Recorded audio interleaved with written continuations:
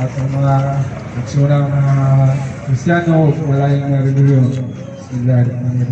Alhamdulillah, Ustad Ibrahim. wassalatu wassalamu nabiyina Muhammad sallallahu alaihi wasallam ajma'in amma ba'd. Daghang salamat kay una ako magpambit lang sa ako kay atong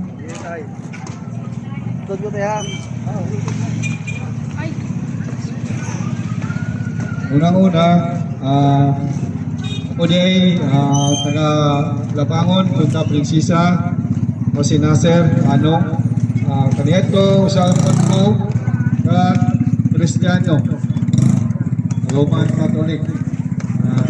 Alhamdulillah katun ko sa pamagi sa relihiyong Islam. Sige na ma'am, okay na kayo. Okay na kayo, sir. Ako karon nagbalik Islam. Kaya akong mahibawan, good, ang mga tao kaniya to dinhi sa Cebu o sa Manila o mga unang mga tao, ang Musliman ang ilang mga relihiyon. Siguro na imo lang sila mga lain nga relihiyon tungod sa ilang mga ginikanan. So, sa pagkamatud, ang kaingon sa Quran, ang kanan nga mga bata na himugso usagid ka Muslim. Kaso nahimo silang mga lain nga relihiyon tungod sila mga ginikanan. Gidala sila sa simbahan o gibunyagan kung unsa man ang ilang relihiyon nga gidangkan. Una, ako nagpasalamat ako sa kapangagaron ko doon, nahimo kong Islam, nagbalik Islam. Dito ako nakita ang mga kasagutan o mga pangutana nga wa na ko mga hibawi kanito sa unang relihiyon. Alhamdulillah nag-Islam ko sa relihiyong Islam, nagbalik Islam.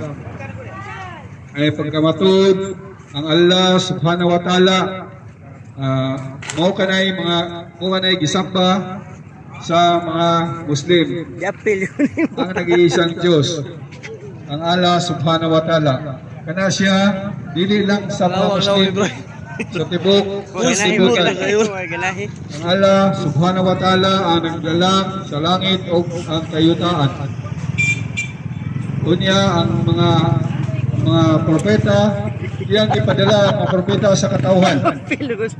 Sugod pa sa propeta Adam, propeta Noah, hantod sa katapusang propeta si propeta Muhammad sallallahu alaihi wasallam. Dili na nabutasyon ang akong pagpaambit kay nata ko mga kauban nga mag-istorya po o magpaambit po sa ilang kalam bahin sa relihiyong Islam. Ako tawagan akong brother, si Brother Ibrahim. Bro, assalamualaikum warahmatullahi wabarakatuh. Magandang araw po sa atin mga kapatid. Nandito po kami ngayon na para ipangaral po namin kung ano po ba ang Islam, ano po ba ang relihiyong Islam. Ang Islam po ay sa Hangul Arabic ay tinawag na sa English na submission to the will of God. Susuko po tayo sa nag-iisang Diyos na walang ibang Diyos na si Allah o subhanahu wa ta'ala. Na ang Allah po ay hindi lang po Diyos ng mga Muslim, kundi Diyos ng lahat ng mga nilikha. Sino man ang nilikha ng Allah, yan ang ating Diyos. Na bago po sa mga hindi Muslim na sinabi na kami mahilig kami sa Allah, ayan po ang tunay na Diyos na si Allah subhanahu wa ta'ala.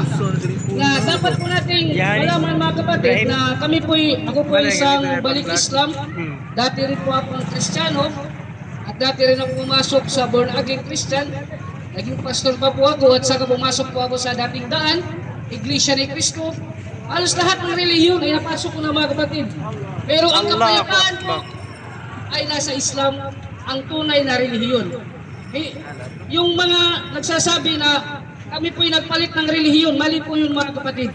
Hindi po kami nagpalit ng relihiyon, kundi bumalik naman po kami sa dati nating relihiyon. Kung ano po ang kasaysayan ng Islam dito sa ating bansa. Na una po ang Islam ayon sa mga Kristyanismo na Christianize naman itong bansa natin nang dumating ang mga Kastila, namumuno si Miguel Legazpi.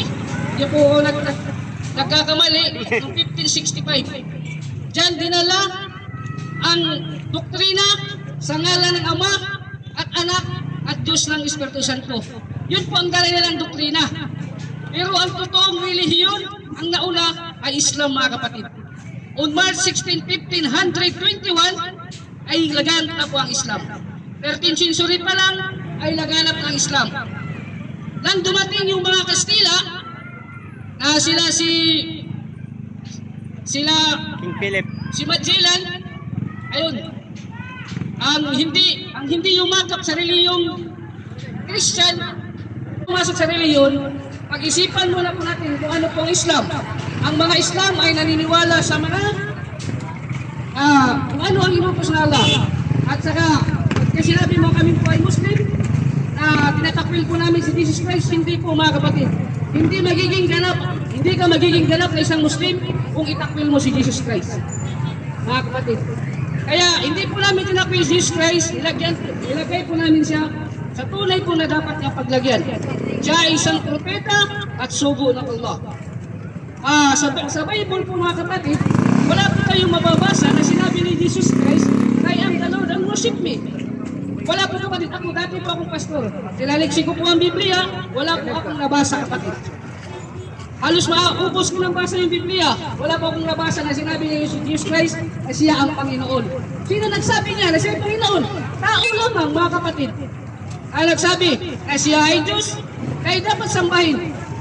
Si Jesus Christ, wala po siyang sinabi na ako ang Panginoon, na ako ay dapat sambahin. Dapat po natin malaman na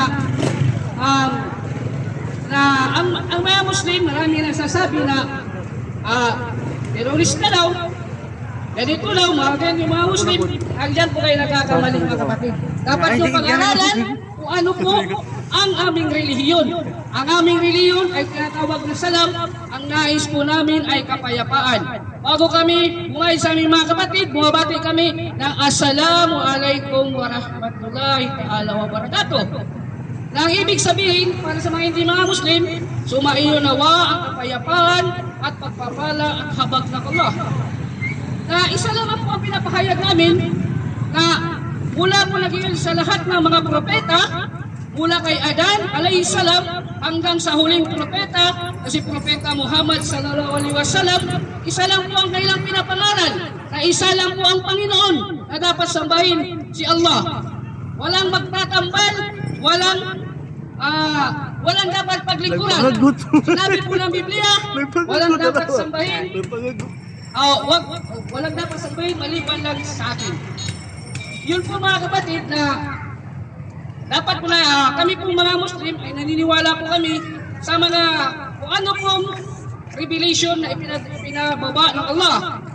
Na kami po ay naniniwala na si Moises alayhi salam o si Musa ay pinadalhan ng box na tinawag na Torah. At saka si David alayhi salam pinadalhan din ng box ng pangalan ay Jabur. At saka si Ibrahim pinadalhan ng box ng pangalan ay Suho. At si Jesus Christ, Isa alayhi salam, ay pinadalhan din siya ng box na tinatawag na Ebanghelyo ni Jesu Cristo. At saka ang huling propeta, pinadalhan po ng box na ang pangalan ay banal na Quran.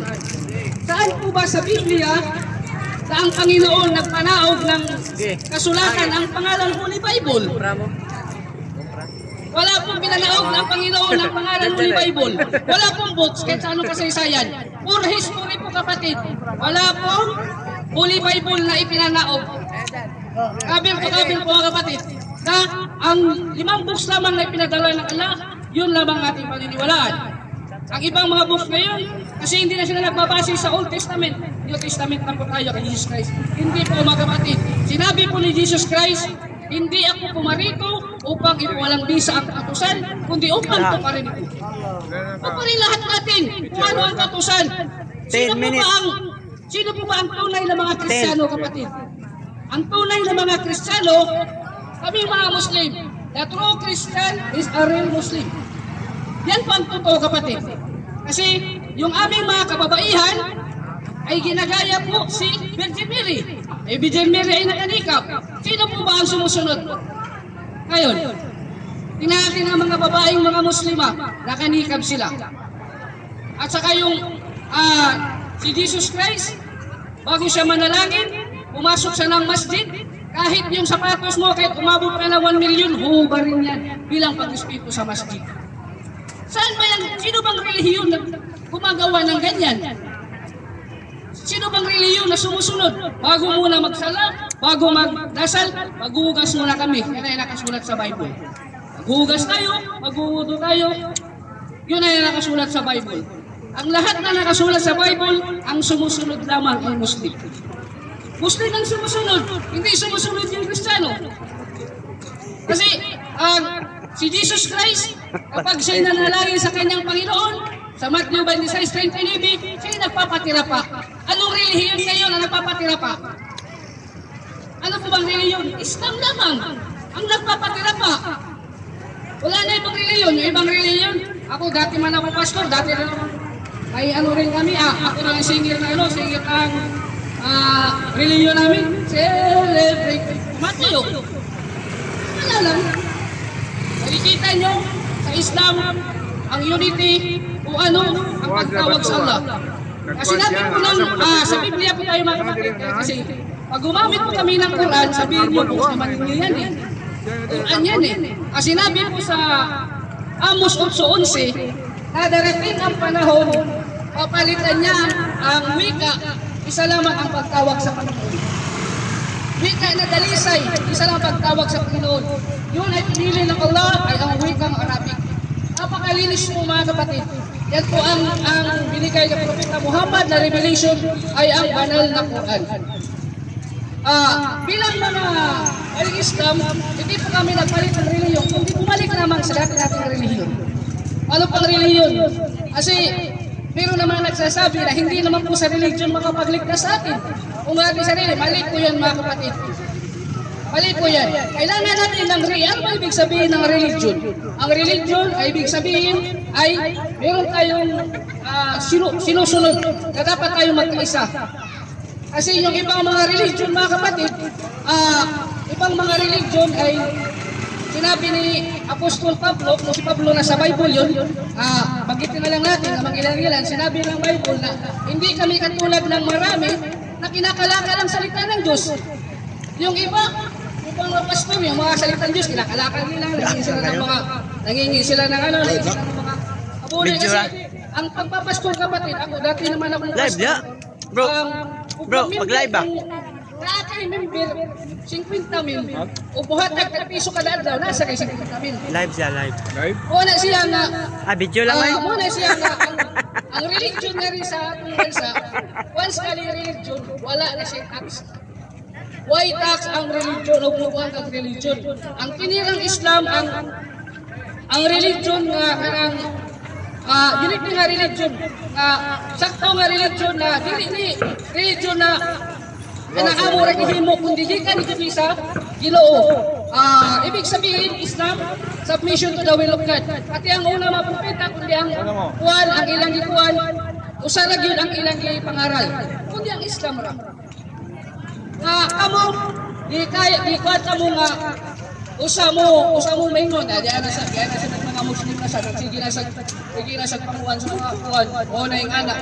Di kami dili na mo gikuba ang inyong intensyon kundi among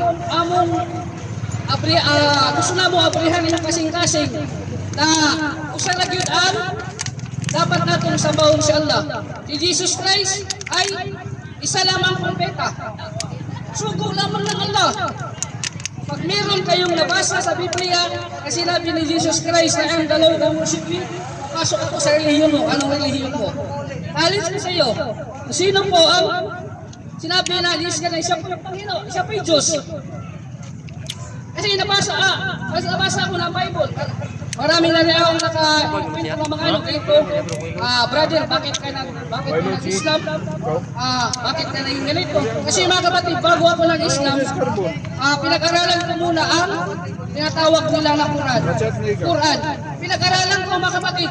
Pinag-aralan na binasa ko. Sinabi ko parang wala lang. Parang wala lang. Nang nabasa ko na sinabi ng Allah, inahabilin kay Abraham sa kanyang mga anak na gawing pagtalimang ito at huwag kayong mamatay malibang hindi mga Muslim na tumatalima sa Allah. Diyan ako natakot mga kapatid, kinabahan ako. Anong klaseng books to? Bakit sinabi ng Allah na huwag kayong mamatay malibang hindi mga Muslim na tumatalima sa Allah? Ano po ba ang ibig sabihin? Diyan ako nagulat kapatid na yan ang sinabi ng Allah. At sinabi po ng ibang mga religion na walang religion na makapagligtas. Bakit naghanap pa kayo ng religion? Wala makapagligtas. Ang reliyong Islam, sinabi po ng Allah sa banal na Quran, sa Surah Al-Imran 385, ang sino mang humanap ng ibang religion bukod sa Islam ay hindi tatanggapin ng Allah. Yan po ang sabi ng Quran. Dapat natin pag-aralan kung ano po ang reliyong Islam. Tayo po ay yumakap sa Islam at bumalik po sa ating relihiyon. Na dating relihiyon na sinapot lamang ng mga Kastila.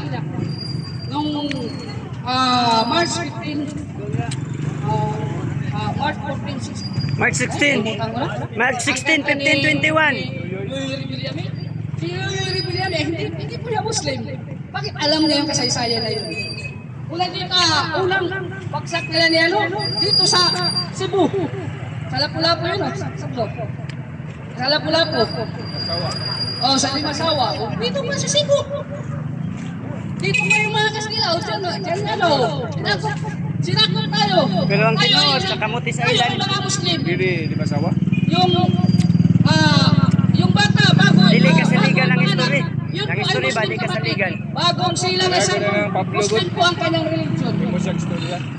Sino ba ang sa Trinity? Nagagawang Christian sa kanya? Si Paul ang Kanyang mga nagbuhat moral. na. Binibinyagan siya sa ngalan ng Ama at Anak ng Diyos. Christian na. Pinalitan yung religion niya. Islam siya. Muslim ang lahat. Tayo na religion dito. Tayo ay mga Muslim. Mga kapatid, dapat tayong bumalik kung ano man ang ating religion na ating mga magulang. Simula po na marami pong mga dato. Kilala ko lang ang dato. Si Dato Puti. Akala ko siya ay kainan akong suka rin siya. O di pa nga sa mga dato din. Pag-abot sa kuwan, pag-abot sa Manila, ang nagkuhan dito dato, sila Sulaiman. Puro mga Muslim, diri sa atong kuwan, humapon, asag-asa. Mas Muslim, ang kining atong kuwan, kining atong gipanan sa una, dili ni siya gipanganlan o anang Philippines. Dili ni siya Pilipinas. Dapat galing unta ang Mindanao kung Independence Day, dili siya apil sa Independence Day. Wala man masakop ang Mindanao. Ang nasakop lang Luzon ra ug Visayas, Mindanao wala masakop sa mga Kastila. Kaya ang iba na mga ninulat ng mga Muslim, mas pinili nilang mamatay kay yumakap sa relihiyon ng Kristyanismo. Pinili nilang mamatay. Ang iba naman, hindi naman sa kaduwagan na umatras sila dahil sa namin ang kalaban. Kaya, ang ginawa ng mga Kristyanismo karasan, mga kapatid. Ngayon, pinapano ko sa inyo na nanyahan ko po kayo na tayo po ay pag-aralan po natin, saliksikin po natin ang reliyong Islam. Hindi po kami nananakit ng at saka kung sino man pong nagalit sa akin, sige, magsasabi kayo sa akin, magtanong kayo kung ano po ang ano po ba ang Islam? Na ano ba ang pinagbabawal ng Islam? Na pwede ba kainin yung baboy? Pwede ba kainin yung ano bang ginakain? Sige, magsasabi kayo sa akin, magtanong kayo. Kung siya alas, sagot natin, Bible. Sa mga bagay na yan. Kaya mga kapatid na dito na lang po kasi meron pa po magsasalita. Alhamdulillah, po'y gabayan po tayo ng Allah, at itapin niyo po pag-aralan po rin yung Islam meron naman pong mga Islamic center at mga mosque, pwede po kayo mamimili ng mga book. Magbasa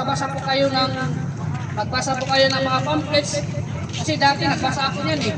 Pinapakapakan ko eh kasi nang nabasa ko, sinabi ng Quran, si Yesu Cristo ay propeta ng Allah. Napakapakan ko yung pamphlets. Dito na po mga kapatid. Alhamdulillah. Salamat sa pagbati sa mga kapatid ng Muslim. Assalamualaikum warahmatullahi wabarakatuh.